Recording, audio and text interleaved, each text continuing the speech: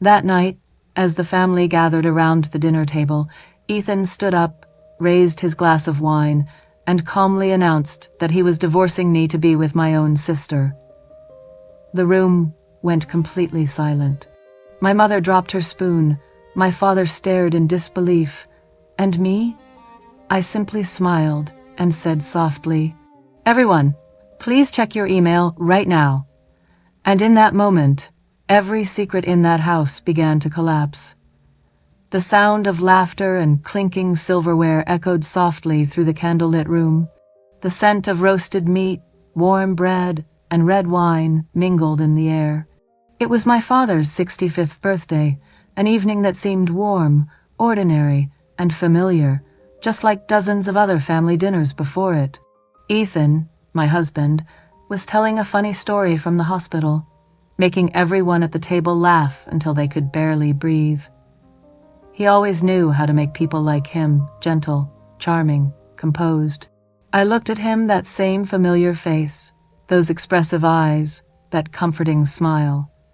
But behind it, something made my heart turn cold. Suddenly, Ethan tapped his spoon against his wine glass. "Everyone, may I have your attention for a minute?" he said, his voice low and strangely calm. The chatter died instantly. Every eye turned toward him. "Claire and I are getting a divorce." The air froze.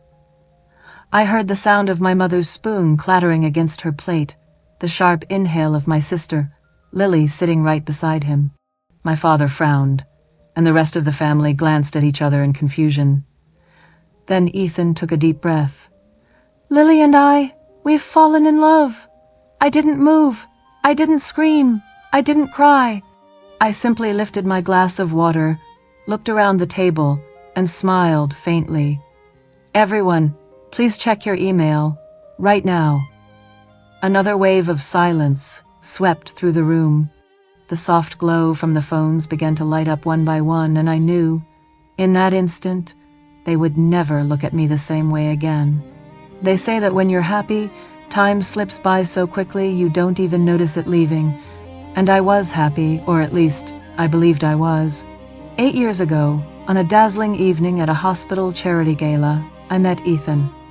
He stood in the crowd, not to draw attention, but to make a little girl in a wheelchair laugh. In his black tuxedo, he didn't look like a doctor attending a formal event. He looked like someone who genuinely loved doing good. In that moment, I thought, this is someone I can trust. "Are you smiling at me too?" Ethan asked, half joking when he caught my gaze. "I was, but only because your story was so bad she had to laugh out of pity," I replied, trying to hide my grin. He tilted his head and smiled. "Then I'm lucky, because you just pitied me a second time." We talked all night. There were no fireworks, no dramatic music, just two people looking at each other and finding peace. A year later, our wedding was held in the garden behind my parents' house. Beneath the old oak tree, I wore a white dress. He held my hand and whispered, "I can't promise I'll always be right, but I promise I'll always be honest." I believed him, deeply, completely. We bought an old house in the suburbs, the kind with white wooden windows and a gray-tiled roof. On weekends, we painted the walls, changed the tiles, argued about curtain colors. Ethan liked navy blue. I preferred light gray. In the end, we chose a third color, a pale sky blue, like an autumn afternoon. "You always win," he said, smiling, paint on his hands. "No," I teased, "I'm just right." Mornings smelled of coffee and the sound of his rough singing echoing through the kitchen. Ethan couldn't sing to save his life, but he sang anyway, and I listened because in those off-key notes, there was a safety I had never known. He often left little notes for me. "Today will be better, because you're in it. Don't work too hard, my detective." I was a digital forensics analyst. I lived among numbers and traces. He lived among children's laughter and the glow of operating lights. Two different worlds, yet somehow they fit perfectly together. There were nights I came home late, exhausted from a long, draining case. He'd cleaned up, reheated dinner, and just sat quietly beside me. No advice, no fixing, just a hand in mine and the right kind of silence. I used to think that if marriage were a piece of music, we were the perfect harmony, two notes forming one gentle melody, until Lily came back. That night, my phone rang while I was finishing a report. My sister's trembling voice came through the line. "Claire, this road, I don't think it's leading anywhere." I remember the sound of buses in the background, people passing by, Lily's shaky breath. She was the kind who had dropped out of college, moved between cities 5 times, always saying she was trying to find herself only to get lost again. "Come home, Lily," I said. "Stay with me for a while, okay?" There was silence, then a small sob. "I don't want to bother Ethan. He'll understand. Your family." That night, when I told Ethan, he paused, lifting his eyes from his medical journal. "Are you sure? Lily can be impulsive." "Just for a while," I smiled. "She needs space to breathe." He studied me for a few seconds, then smiled softly. "If you want it, I want it too."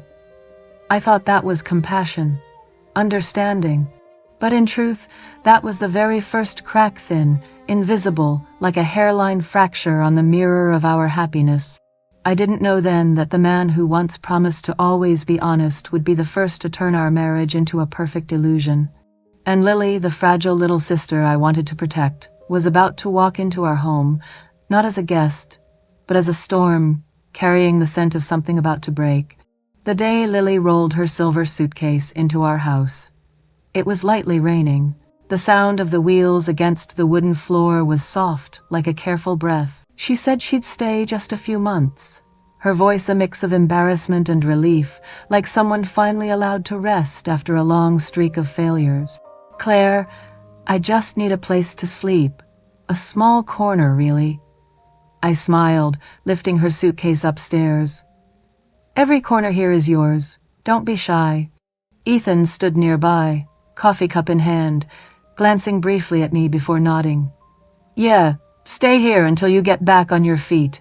This house is big enough for 3. But the space meant for 3 people began to shift from that day on. At first it was little things. Ethan started coming home later, the usual excuses. Long surgeries, last-minute consultations. And Lily began going out more for a walk, to grab groceries, to catch up with an old friend, always taking longer than she needed to. Once, I teased her. "Did you go shopping or explore the whole city?" 3 hours, and you only brought home flowers and yogurt?" Lily grinned. The cashier was too cute. I had to wait while he wrapped everything perfectly. Ethan chuckled, glancing sideways at her. "Cute cashier, huh? Let me guess, messy hair, soft-spoken, like someone out of a French film?" "Exactly," Lily replied, laughing. And they both burst out laughing together. I laughed too, but something inside me shifted, faint and cold. That evening, I worked in my study, while their voices floated from the kitchen, low laughter, the soft clink of cups, the occasional clatter of cutlery. When I stepped out, they went silent. "What's so funny?" I asked lightly. Ethan turned around, casual as ever. "I was just telling Lily about my first surgery. I was so nervous the head surgeon had to breathe for me." Lily giggled. "You should have heard him, Claire. He tells it like a comedy scene." I nodded with a polite smile. "Sounds hilarious," I said, then returned to my room, carrying with me a heaviness I couldn't name. My best friend, Tasha, was the first to notice. We were having lunch at our usual place when she glanced up from her phone. "Why is your sister calling your husband so often lately?" I looked up. "Are you secretly managing my household calendar?" "No need to," she said dryly. "I saw 3 missed calls from her on his phone when we went out the other day, and every time it was nothing important." I laughed, trying to sound relaxed. "They're just close. Lily likes asking him about health stuff, nutrition, random things." Tasha propped her chin on her hand, eyes sharpening. "Claire, be careful. No woman needs a personal doctor at home, especially when that doctor's her sister's husband. I shook my head, forcing a smile. You're overthinking. Ethan would never. Tasha shrugged, stabbing a piece of salad. I hope I'm wrong. But I've seen too many stories that started with harmless phone calls. That night, I came home earlier than usual. The kitchen door was slightly open. Lily's voice drifted out soft, but clear enough to hear.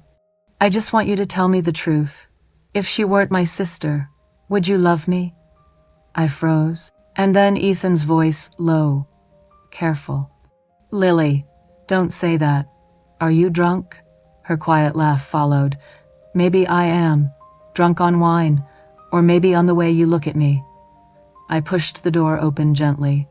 They were standing a few steps apart, the warm light making the room glow in a way that felt almost intimate. When they saw me, both smiled a little too quickly, a little too forced, but convincing enough to fool anyone who wanted to believe. Just talking about old times? Ethan said smoothly. Lily was asking about my residency days. I nodded calmly, pouring myself a glass of water. Must have been funny I heard laughter all the way upstairs. It was! Lily chimed in. Did you know Ethan almost fainted at the sight of a needle once? Ethan groaned. Hey, that's classified information. I smiled faintly, though my throat felt tight. Sounds hilarious, I said. That night, I lay awake listening to the steady ticking of the clock. Ethan slept soundly beside me, breathing evenly. And I told myself over and over, you're just tired. That's all. Just tired. But in the days that followed, they began to have their own little things. Lily asked Ethan to drive her to work because her car broke down. Ethan helped Lily with yoga because her shoulders hurt. And me, the wife, the woman who shared the same roof, slowly became an observer, standing at the edge of my own home.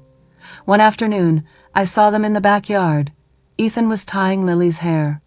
Just a simple gesture, yet the way he looked at her, gentle, focused, made the world around them blur. I stood quietly on the porch.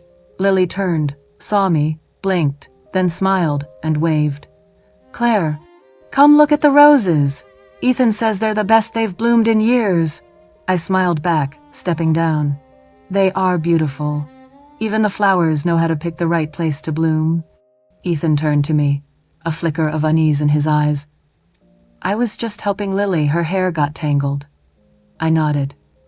You've always been good at untangling things. Lily's smile faltered. She turned away. Ethan said nothing. The wind passed between us, carrying the faint scent of roses and something else, something smoldering just beneath the surface. That night, Tasha called. You okay? I'm fine. Fine how? The kind of fine where you still trust people. Tasha sighed. Claire, people are only honest when they have nothing to hide. Don't let your trust become their hiding place. I said nothing. Some words, even over the phone, can sink straight into your chest. Later that night, I sat before my computer screen.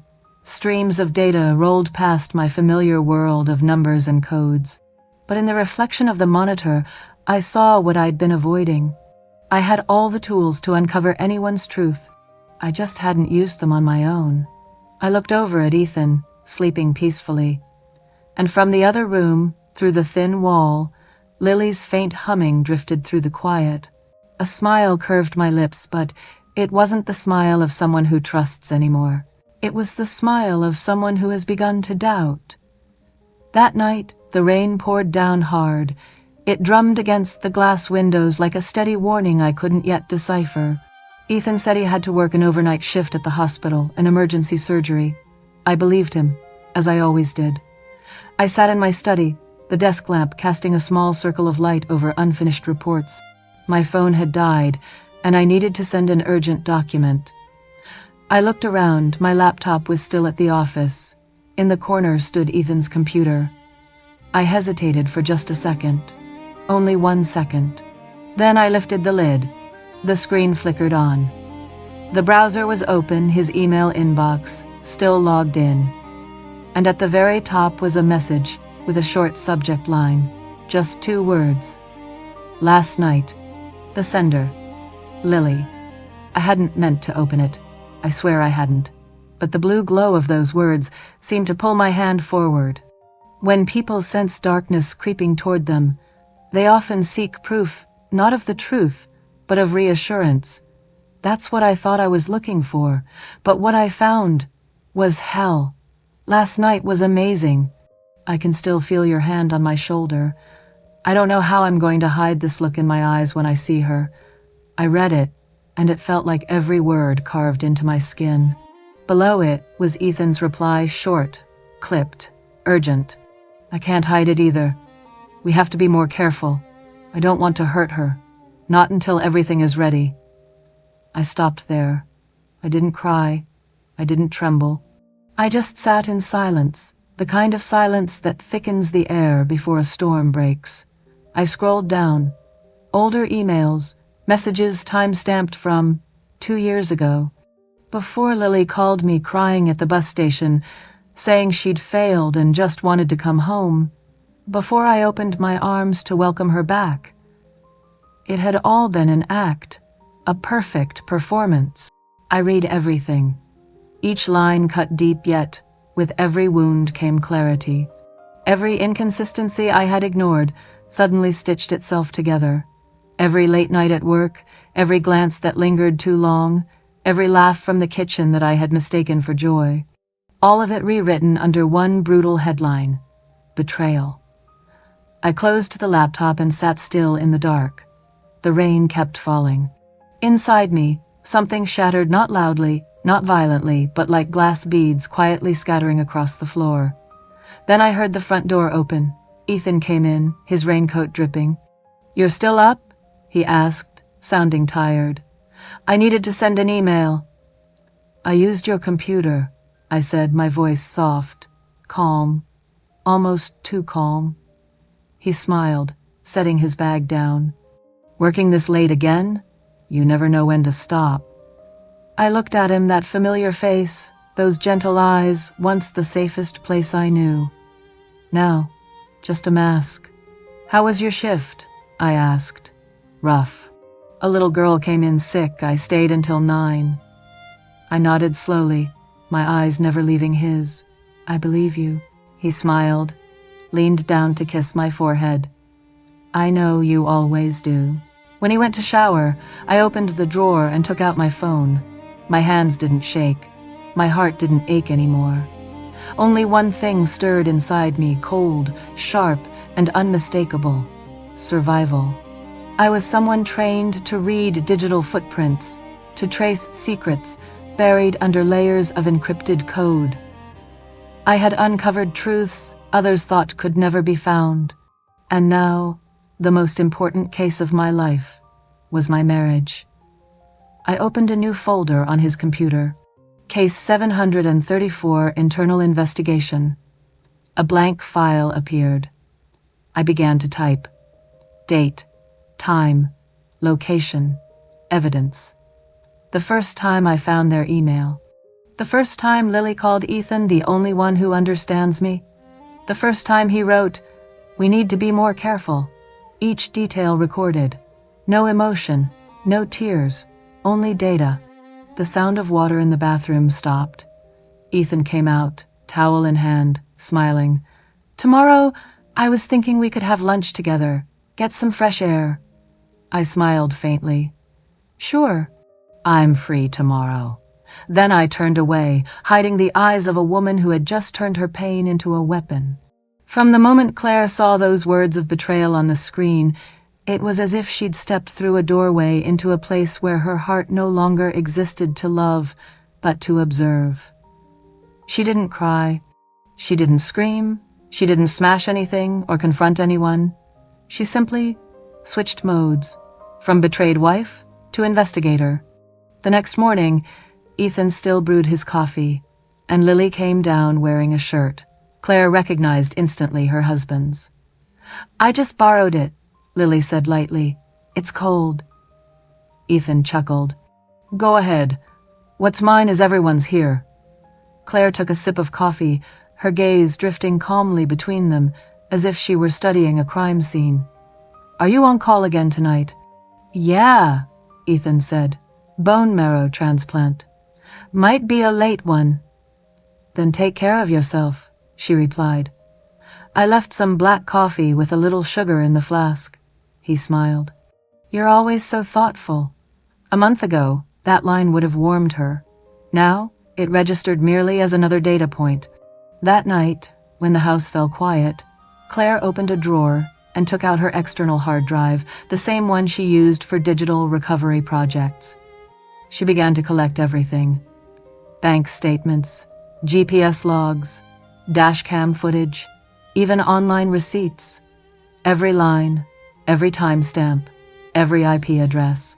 Each time she found a discrepancy, like Ethan said he was at the hospital but his phone's GPS showed him at a downtown hotel, she highlighted it in red. Each time his credit card was swiped at a high-end restaurant during the same hour Lily claimed to be visiting an art exhibit, she logged it. Every detail was recorded with the detached precision of someone who had once trusted too deeply. She titled the folder Case 734 Betrayal Evidence. One afternoon, while printing bank records, her best friend Tasha called her on video. "Why do you look like you're tracking a criminal again?" Tasha teased. Claire smiled faintly. "Close enough. But this time, the criminal isn't far." Tasha frowned. "You're giving me chills talking like that." "Don't worry," Claire said softly. "I'm not being reckless." "Claire," Tasha sighed. "Don't be so strong. You end up breaking alone. If you need someone, just say it." Claire was quiet for a moment, then answered, "I don't need pity. I need the truth." In the days that followed, Claire became a shadow inside her own home. By day, she played the part of the composed wife cooking, smiling, asking casual questions. By night, she turned into an unrelenting investigator extracting data, analyzing patterns, connecting threads. One night, she spotted a strange transaction. Ethan had withdrawn $3,000 from their joint account. The note read, "Specialist training expenses." But when she verified with the hospital, she learned he hadn't enrolled in any course. That money, she discovered, went straight into Lily's secondary account. Claire smiled faintly. "Emotional betrayal is one thing," she murmured. "Financial betrayal, that's another crime entirely." They were getting bolder. One afternoon, Claire came home early and saw a pair of men's shoes by the living room door shoes that weren't Ethan's. When she walked in, Ethan and Lily were watching a movie on the couch. "Oh, you're home," Lily said, all innocent surprise. "Yeah," Claire replied. "You said you'd be at the hospital today." Ethan chuckled awkwardly. "Finished early. Lily just wanted to watch something fun." Claire looked at the TV, a French romance film, the kind where the leads embrace in the rain. "Looks beautiful," she said quietly. "It is," Lily answered quickly. "Sad ending, though, but beautiful." Claire smiled. "Just like life. Sometimes the most beautiful moments happen right before everything falls apart." Silence hung for a moment before Ethan forced a laugh and changed the subject. That night, after they'd gone to bed, Claire opened the home security footage. She rewound to the afternoon. 10 minutes before she arrived, Lily had leaned her head on Ethan's shoulder. He hadn't pulled away. Claire paused the frame, the slight touch of shoulders, an intimacy unspoken. Then she pressed capture. Photo number 147 inches her file. Another night, while Ethan showered, his phone buzzed on the table. A message from Lily. "Don't forget to wear the white shirt I love tomorrow. I want you to look like mine." Claire snapped a photo of the screen, then calmly placed the phone back where it was and continued clearing the table as if nothing had happened. She started recording their conversations at home, in the car. Ethan's voice was sometimes warm and familiar, sometimes strained when speaking on the phone. She pieced every fragment together, weaving a map of deceit. One night, when Tasha called again, Claire whispered, "I have enough evidence to ruin them both. What are you going to do?" "I won't fight with tears. I'll let the truth speak for itself." Tasha paused. Aren't you scared? Of course, Claire said softly. But if I don't do this, I'll never recognize myself again. Ethan and Lily, meanwhile, were more confident than ever that Claire suspected nothing. Ethan bought her flowers, cooked dinner to make up for being busy. Lily pretended to be caring, bringing burnt pastries upstairs. I overbaked it a little, but it's still good, Lily said, with a grin. Claire took a bite, nodded. Crispy. Maybe you should open a bakery.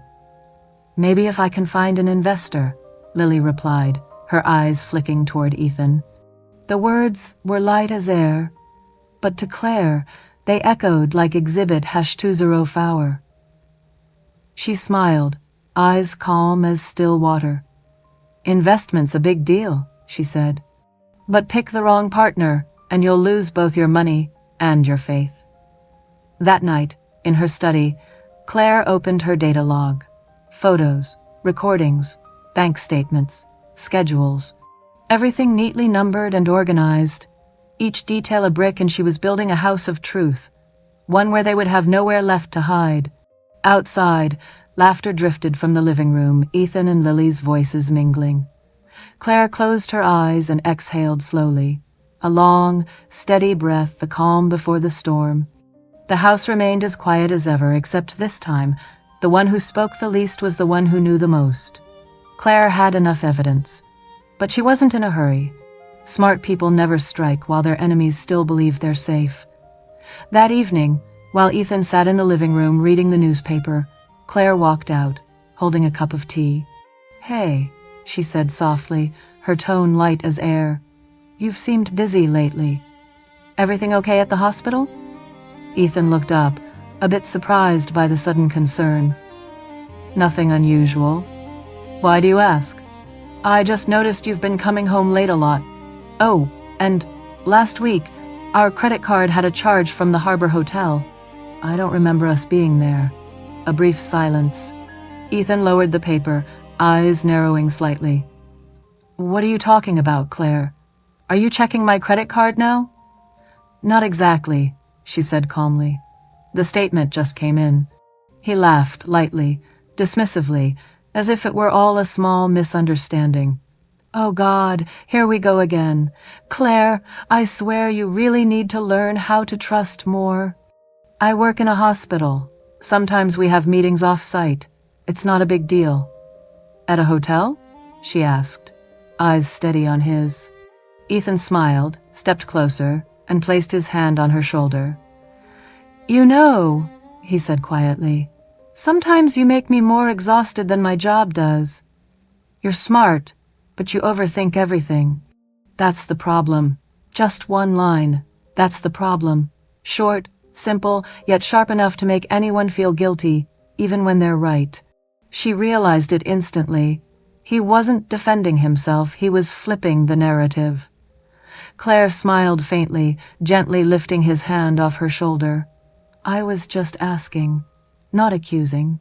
Don't take it the wrong way. I know, he said. But I need you to trust me more. You know I love you.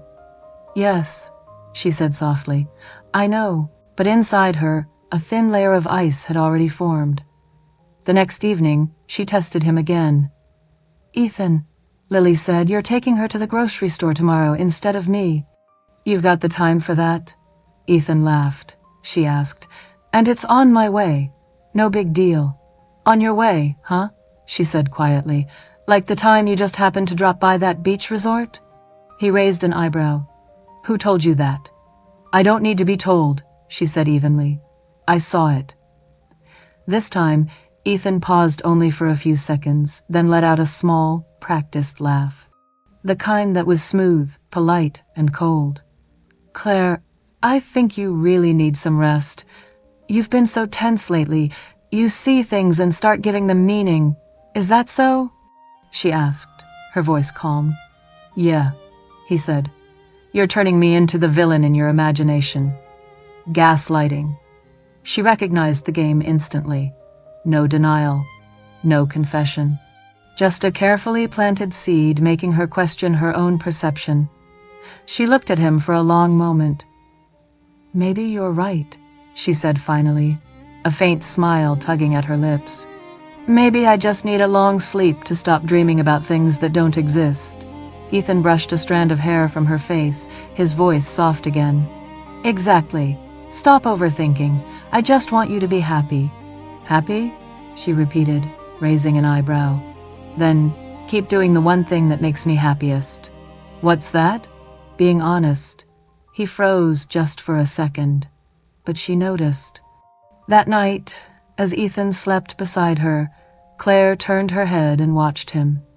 His face looked peaceful, even gentle under the warm yellow light. Anyone else would have thought he was the picture of a devoted husband, but she knew better. Behind that calm exterior was a mind skilled at making people doubt their own emotions. She whispered softly into the darkness. "You want me to think I'm crazy?" "Wrong move, Ethan." "I'm not crazy. I'm awake." Then she turned back to her desk and opened her laptop.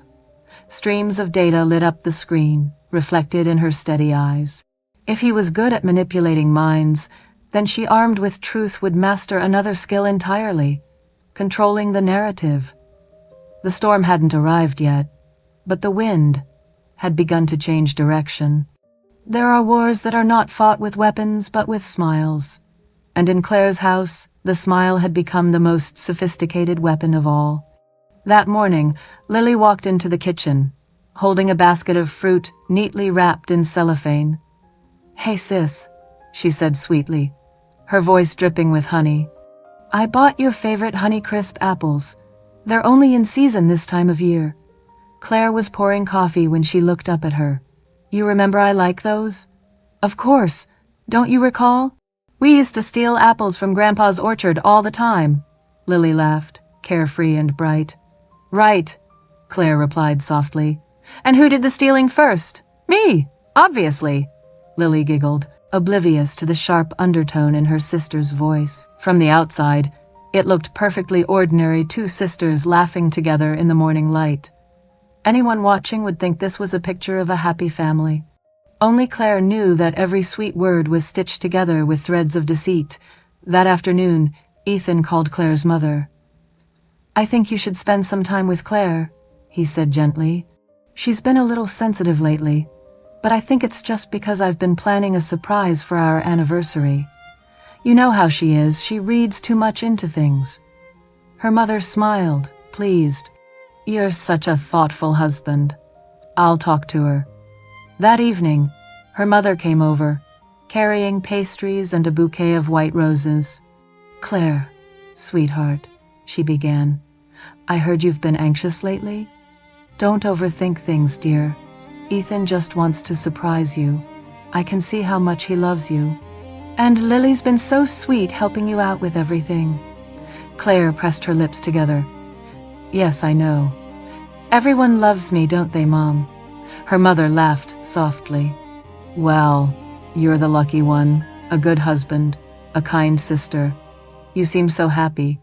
"Yes," Claire murmured, "happy. I suppose that's true." But in her eyes, the smile never reached. After her mother left, Lily came in, teasing lightly. "Mom just told me she thinks I'm taking such good care of you. I was scared she'd think I was stealing your husband instead." Claire set her teacup down. Her gaze was gentle but sharp enough to cut. "You're not stealing anything," she said softly. "People only steal what doesn't already belong to them." Lily froze for a second, then covered her unease with a nervous laugh. "God, that sounds so dramatic." "I was joking." "Yeah," Claire said quietly. "You're good at jokes." That night, while Ethan was reading in bed, Claire asked, "What did you say to my mom?" "What do you mean?" "I'm just asking." He smiled faintly, setting the book aside. "I just wanted to reassure her. You've been tense lately, and I didn't want her to worry." "Oh, so you were worried about her. What about me?" "I worry about both of you," he said gently. He stepped closer, reaching out to hug her, but Claire moved back ever so slightly. "You know," she said quietly, People sometimes hide their lies behind kindness, but fake kindness, it always leaves a scent. Ethan chuckled, leaning in to kiss her forehead. You sound like you're in a movie. Maybe, she said, her gaze drifting toward the window. And in this movie, you're the lead. Outside, the wind stirred through the lavender garden. On the surface, everything remained tender and sweet, but within the walls of that house, a psychological chess match had already begun. There are some people who, when cornered, don't choose to apologize, they choose to accuse, because nothing terrifies them more than having their true face exposed. Ethan was exactly that kind of man. That morning, Claire came downstairs to find Ethan sitting in front of his laptop, his expression tight. You didn't sleep? She asked softly. No, he replied quickly. I need to talk to you. She pulled out a chair across from him, calm as ever. Go ahead. Ethan sighed, opened his email. I really don't want to believe this, but you should explain it to me. On the screen was a series of emails, subject lines like, Last night was unforgettable. I can't stop thinking about you, see? All sent from Ryan, her close colleague. Claire glanced at the screen. No frown, no smile, just silence. You know I'm not the jealous type, Ethan began, trying to sound measured, but you have to understand how this looks. I saw the photos in the email, too. Ryan took them at that restaurant Friday night. It's pretty clear you two were... Were what? She cut in, voice low but steady. Closer than coworkers should be. She gave a faint, knowing smile. You know what's fascinating about digital forgeries, Ethan? If done well enough, people can even believe the sky's been glued back together. He frowned. What's that supposed to mean? It means whoever made those photos should have picked better software. The shadows are misaligned, and the metadata timestamps don't match. He froze for a brief moment, then recovered, coldly composed. You're trying to defend yourself again. No, she said, voice even. I'm analyzing. The same way I do for clients when I uncover falsified data. Do you remember what my job is, Ethan? Silence. He turned away, forcing a smile that didn't reach his eyes. Maybe we should take a break. We both need space. I think I'll stay with Lily for a while. Claire raised an eyebrow, her voice quiet but cutting through the air like glass. With Lily? Yeah, just until things calm down. I don't want us saying things we'll regret. Why not a hotel? Hotels are cold. Lily's understanding. And I don't want your mother to worry. A chess move cloaked in false virtue. Ethan thought she would break down, scream, beg, maybe even throw her coffee in his face. But Claire simply stood up, took a cloth, and began wiping the table, her tone calm, almost conversational. You want a separation? Fine, but sign the acknowledgement papers. It'll make the bank paperwork easier. You're quick, he said, half mocking, half cautious. Women who've been lied to, she replied evenly. Don't move slowly anymore. That night, Ethan packed his things into a suitcase. Lily arrived to pick him up, wearing a white dress, lips painted a soft pink looking every bit the concerned little sister. I'll take care of him. Don't worry, Lily said, her voice sweet and sharp underneath. Claire tilted her head slightly, smiling faintly. Oh, I know you're good at taking care of people. Just make sure you take care of yourself too, especially when he starts getting tired of the truth. Lily flinched, then forced a nervous laugh. You always talk like you're in a movie. Maybe, Claire said softly. But every movie has a climax. Just wait for it, you'll understand. Ethan stepped in, his tone mild. Let's not make this harder than it needs to be. I just want things to stay civil between us. So do I, Claire replied, her eyes steady. That's why I'm letting you go. Sometimes the only way to set someone free is to let them destroy themselves. When the door closed, the house fell still. Claire sat down, unlocked her phone, and opened her email management program. Her fingers moved quickly, a command line sequence. The message popped up. Fake account detected, generated from IP 192.68.4.1. Home network. A quiet smile touched her lips. "Ethan," she whispered, "you may be a doctor, but you still don't understand that lies need stronger encryption." That night, she logged the details into her digital journal. Case 734. Phase 2 counterplay initiated.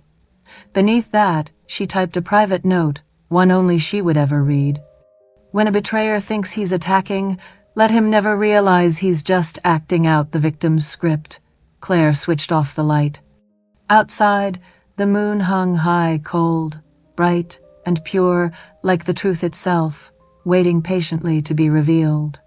The storm had crossed Claire's threshold not to sweep her away, but to teach her how to command the wind.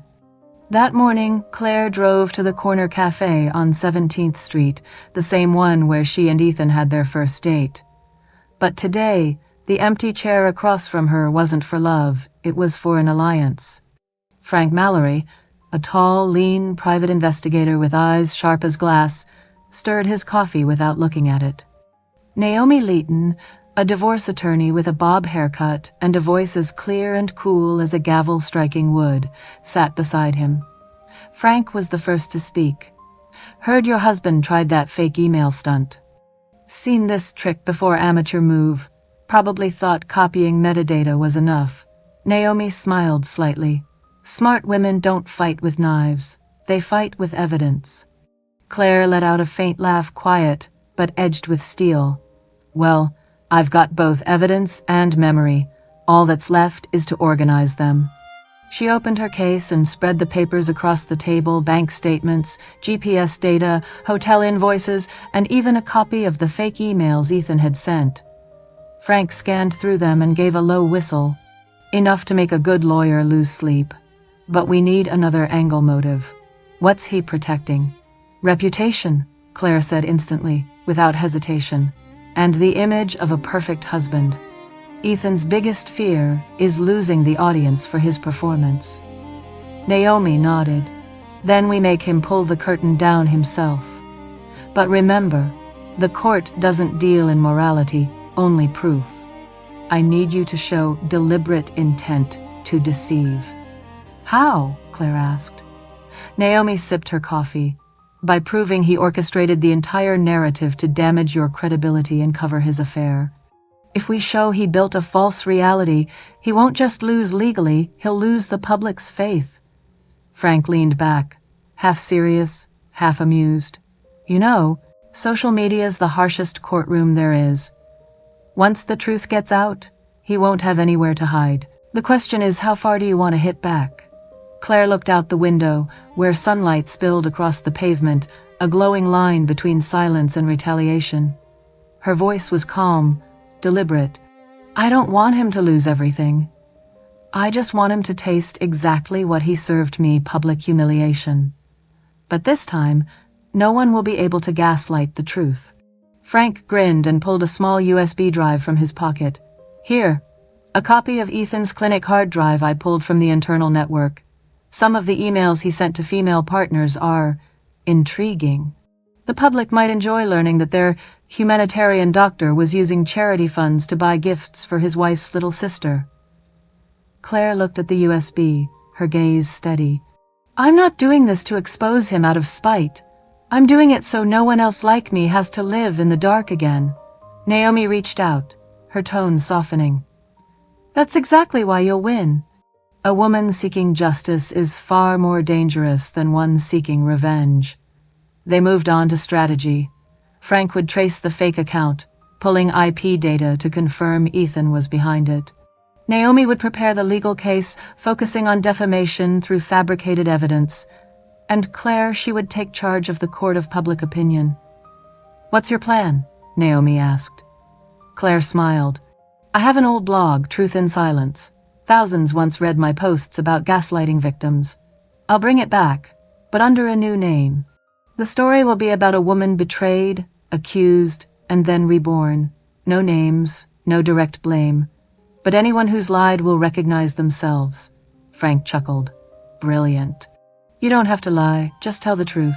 And truth, well, that's more dangerous than any weapon. As the meeting ended, Naomi gathered her files and said quietly, "You know, Claire, people think divorce means failure, but I see it as rebirth. Don't just walk out of the marriage, walk out of the version of yourself that endured it." Claire met her eyes, smiling softly. "Thank you. I don't want to be the woman who endured anymore. I want to be the one who tells the story, and this time, I'll write the ending myself." When she stepped out of the cafe, a gentle breeze carried the mingled scents of coffee and lavender from the flower shop next door. Claire paused, took out her phone, and sent a message to Frank. "Begin. Let them believe I'm still silent." She slipped the phone back into her bag, lips curving slightly. The storm had quieted, but in that calm, the first counterstrike was already taking shape.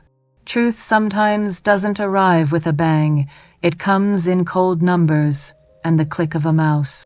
And that night, in a dark room lit only by the blue glow of a laptop, Claire sat upright, eyes fixed on the data table. On the screen, a stream of transactions pulsed like a heartbeat, steady, persistent, and pretending to be innocent. Each month, Ethan withdrew exactly $1,500. Not much, enough not to draw attention. But after 8 months, those amounts added up to more than $10,000. All of it flowed into an anonymous account, opened under the name EM Consulting LLC. Claire let out a soft laugh. A model husband, a devoted doctor, yet he forgot the simplest thing. The office computer's IP still sat on the same internal network as the hospital's systems. She forwarded all the data to Frank. Minutes later, a message came back. "You guessed right. That account links to an auxiliary card registered to Lily Marshall. Same mailing address. The apartment Ethan's staying at." "Claire, thanks. Now I have their contract. I'll pull a cloud copy for you. I'll make sure you get something worth more than the money." The next morning, Claire opened her email and saw a message from Frank with the brief subject line, "Backup restored, you'll want to sit down." She clicked it. Inside were hundreds of messages from Ethan's iCloud backup, the lines unfurled like knives in her skin. "Ethan, she'll never notice. She's always busy pointing out everyone else's flaws. Lily, I feel sorry for her sometimes. But well, who asked her to be so robotic and joyless? Ethan. Exactly. She doesn't know how to enjoy life, or how to be gentle. You're the breath in my life, Lily. And what about your sister? Probably grateful for being freed, right?" Claire stopped on that line and drew a deep breath. Her heart felt like ice cracking, but oddly, after the pain, there was no shaking, only cold clarity.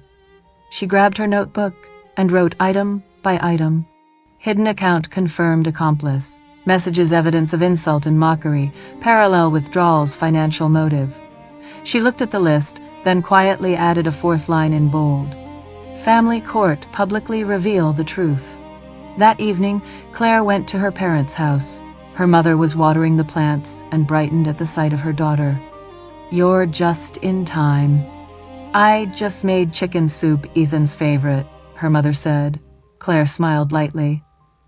"By now, maybe Lily likes it more, Mom." Her mother faltered, voice wavering. "What nonsense are you talking about, Claire? They're only separated, you know." "Separated, yes." Claire placed her bag down and looked straight into her mother's eyes. "But have you ever asked why?" Her mother opened her mouth to speak, but Claire raised her phone. One tap, and the messages between Ethan and Lily flashed on the screen. Her mother went pale. "Oh my God, my child," she trembled. "How long have you been enduring this?" "As long as it took to understand that my silence was my strongest weapon, and now I will use it to finish this." Her mother gripped her hand, eyes rimmed red. "Claire, don't do anything you'll regret." "No, Mom," Claire said slowly, soft but sharp. "I don't want revenge. I only want them to face the truth they've hidden from the world." Late that night, when she returned home, she called Naomi. "We're moving to the next step," she said. "Do you want to file now?" Naomi replied, "No, I'll wait for the upcoming family gathering. My father is throwing a birthday. Everyone will be there. I won't need to say anything. I'll just show them." Naomi's voice dropped. "You're turning dinner into a courtroom?" Claire smiled. "No, a court of justice, where liars must hear the sentence of the truth." She sat at her desk and opened a new folder on her laptop. Case 734, Final Act. She dragged each file in: bank statements, messages, photos, logs. Each file carried a breath of sleepless nights, of the pain she'd packed down. Her hand hovered over the mouse, but this time it did not tremble. "That's enough," she whispered. They wrote the opening. Now it's my turn to write the ending. Outside the window, the rain began, gentle and even, like the heartbeat that had found its calm again. Not because she had forgotten, but because she had taken control. That night, Claire sat before her faded silver laptop, the screen's pale light reflecting in eyes too sharp, too awake. She was no longer the betrayed wife. She had returned to what she truly was, a data investigator, someone who knew how to turn truth into a weapon. She opened the folder Case 734 Final Act. Hundreds of files lay neatly arranged, each name, each date, each photo, each message, but this time, Claire didn't plan to simply expose the truth. She would tell it so that everyone would connect the pieces themselves and realize how deeply they'd been deceived. She began composing separate emails, one for her father, one for her mother, and others for each relative close enough to have believed the facade. Email to her father. Subject: about the investment Ethan once mentioned. She attached the bank statements with a short note. "Dad, you once lent Ethan $5,000 for that medical project, didn't you? Here's where that money actually went. I thought you had a right to know."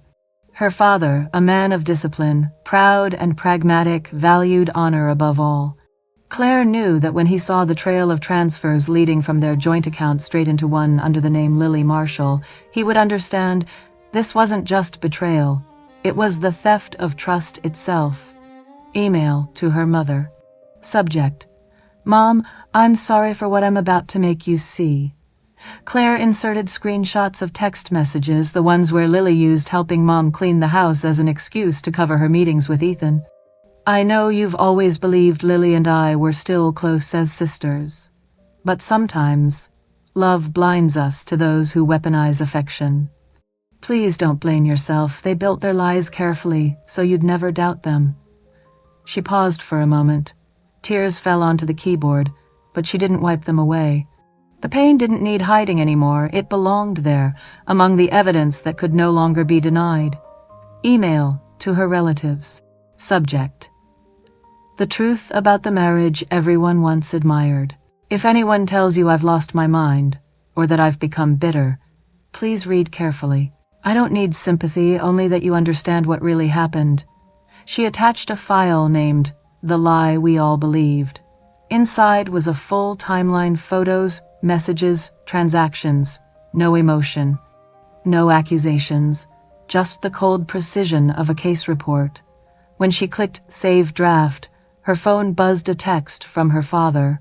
"Claire, don't forget my 65th birthday dinner this Sunday. The whole family will be there." She stared at the words for a long time. Her father's birthday, once a symbol of warmth and togetherness, was about to become the stage of revelation. Claire smiled faintly, whispering into the dark. Perfect. A dinner, a full audience, and 2 directors ready to walk straight into the play they wrote themselves. She opened her calendar and circled the date in red. Then she returned to her screen and set the emails to send later, 8:15 p.m., the moment the candles would be lit. Before shutting the laptop, she murmured a final seal on her plan. "I don't need to scream. I just need their silence when they see themselves reflected in the mirror of truth." Outside, the night was still. Only the soft tick of the clock filled the room. and the golden light brushed across Claire's calm face. No rage, no tears, only the unshakable certainty of a woman who finally understood. When truth is revealed, liars destroy themselves with the nightmares they created. William's 65th birthday unfolded beneath warm golden lights, the scent of grilled meat mingling with the familiar aroma of wine. Everything looked just as it had at every family gathering before, noisy, cheerful, full of laughter. But only Claire knew by the end of tonight, every smile would fade. Lily entered the living room in an ivory dress, makeup so polished it almost looked innocent. Ethan followed, crisp white shirt, gentle, perfectly practiced smile, pouring wine and shaking hands like the ideal son-in-law. Claire stood quietly in a corner, fingers resting on a glass of water, eyes fixed on them, the two traitors performing their roles as the perfect couple before their unsuspecting family audience. "Sweetheart, you look tired," her mother asked softly. "I'm fine, Mom. Just a little tense," Claire replied with a calm smile, her eyes tender, like the dutiful daughter she'd always been. Ethan walked over, his voice light, as if the air itself belonged to him. "Shall we begin? You still remember your dad's favorite song, don't you?" "Of course," Claire said, her gaze slicing through him. "I remember everything." As the chatter died down, Ethan gently tapped his spoon against his wineglass. Ting! The sound echoed through the crowded room. Everyone turned toward him, waiting the familiar sight of a man about to make one of his grand announcements. The proposal, the new house, the promotion. But this time, Ethan was about to announce his own downfall. "There's something I'd like to share," he began, voice trembling with counterfeit emotion. "It's not easy to say this, but Lily and I, we've found each other in a way no one could have expected. We're in love." The table went dead silent. A sharp clang of cutlery hit a plate. Claire's mother froze. Her father's brow knotted so tightly a vein rose along his temple. Lily lowered her head, shoulders shaking. It was hard to tell if from shame or flawless acting. All eyes turned to Claire. They waited for tears, for the scream, the shattered glass, the rage. But Claire simply set her glass down, her gaze calm, detached, glacial. Her voice was soft, but each word cut through the air like a blade. "Everyone, please check your emails. Right now." In an instant, a ripple of confusion spread around the table. Phones buzzed, ding, buzz, ping, the sound filling the silence. Ethan frowned. "What's this?" Claire slowly reached into her bag, pulling out her small silver laptop, the lid reflecting the flicker of candlelight. "I think you know exactly what this is, Ethan. Everyone here deserves to see it." She clicked once, and dozens of emails went out, each with its own attachment. Father, proof, PDF, mother, truth, zip, family, timeline, doc, X. On every phone, the truth bloomed: photos, messages, transfers, receipts, the venomous jokes they'd shared about her behind her back. "Oh my God," her mother whispered, trembling. "Ethan, what the hell is this?" her father growled, standing up sharply. Lily's face went white, her voice breaking. What did you do, Claire?" "Not much, Lily," Claire said softly, her tone as gentle as ever. "I just told the story you both tried so hard to hide, but this time I let everyone hear it." Ethan stiffened, his composure cracking.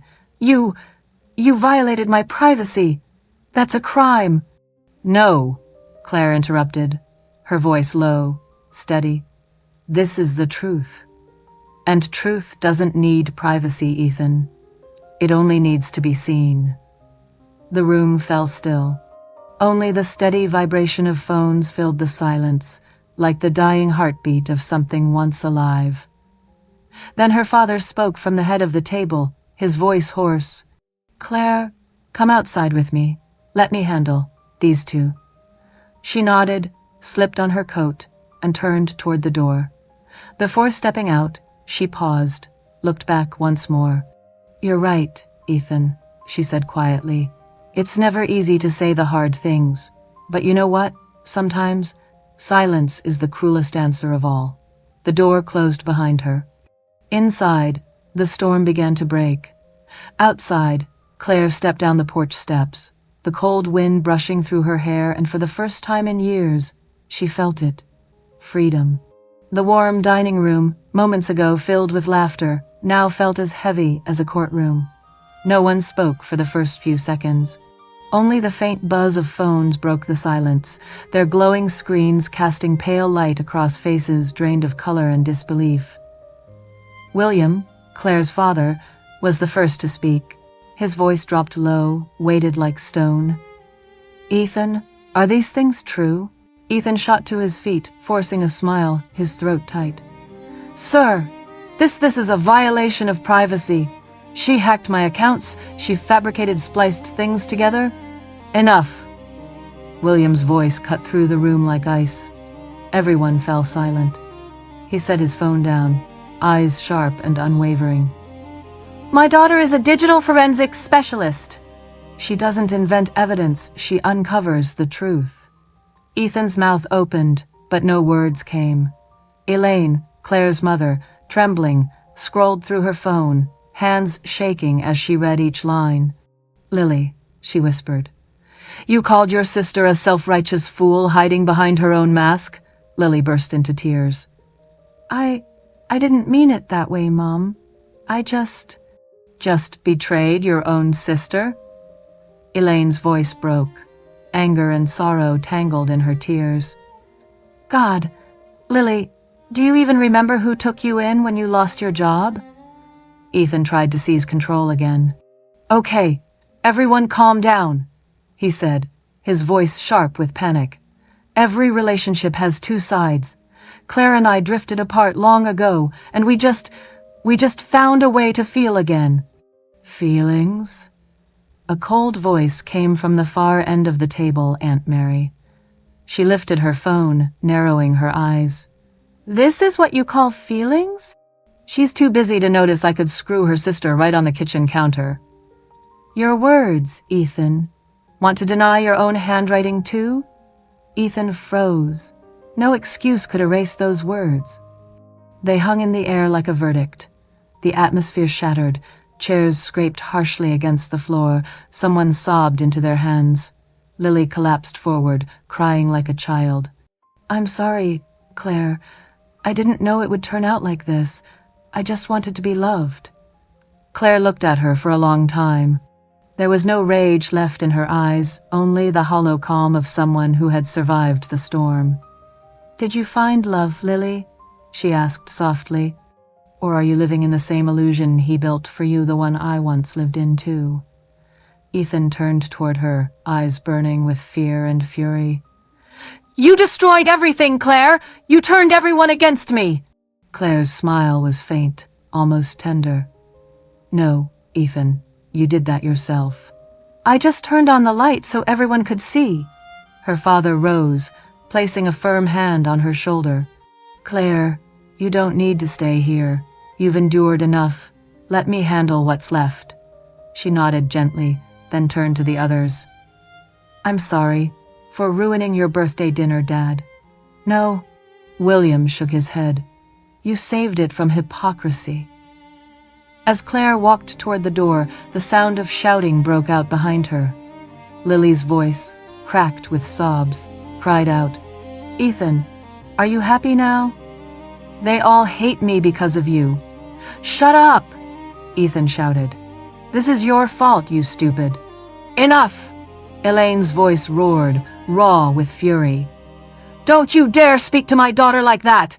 No one wants to hear another word from you! The door closed behind Claire, sealing off the chaos. Outside, the night wind swept through her hair, cold, sharp, but clean. She inhaled deeply, her shoulders finally free of their invisible weight. Her father followed, placing a hand on her back. You did the right thing, Claire. I'm proud of you.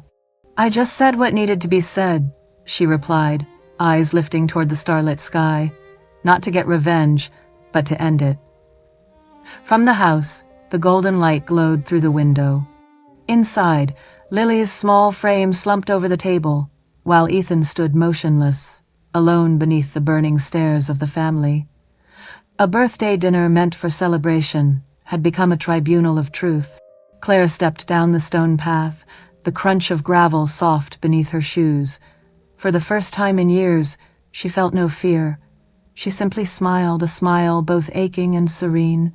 "They took my peace," she whispered, "but tonight I took it back without guns, without tears, only with the truth."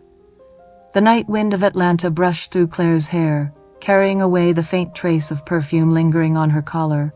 She stood outside her parents' house, where the golden light still spilled through the windows, illuminating the silhouettes of those still arguing inside. But those sounds, the accusations, the sobs, the frantic whys no longer reached her. Claire pulled her coat tighter and looked up at the night sky. Amid the vast darkness, a few stars flickered, faint but persistent, much like her, bruised, battered, but never completely extinguished.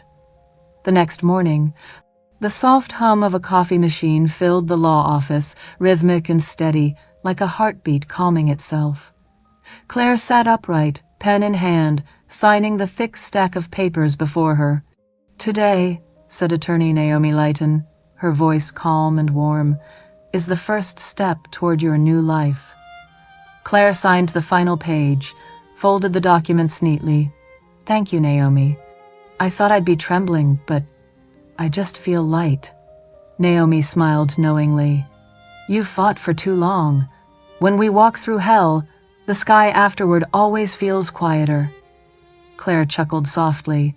"That sounds like something I should embroider on a pillow."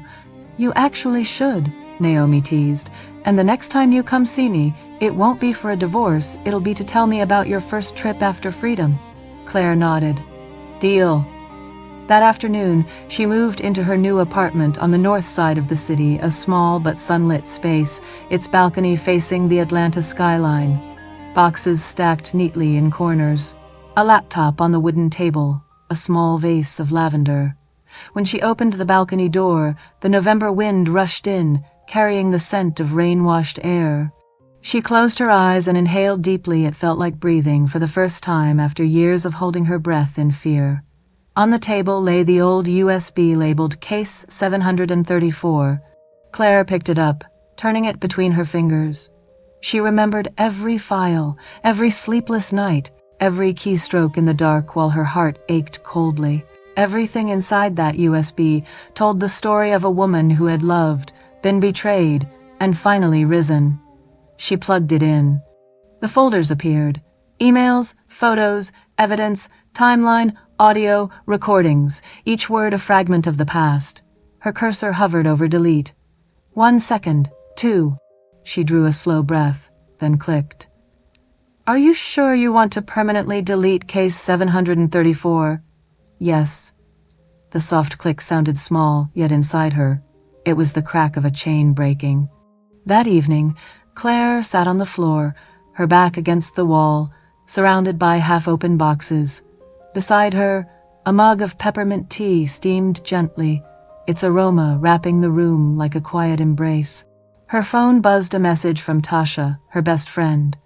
"Just saw Lily's update. She deleted all her social media. Ethan's been suspended from work. You won, Claire." Claire stared at the screen for a moment, then set the phone down and smiled.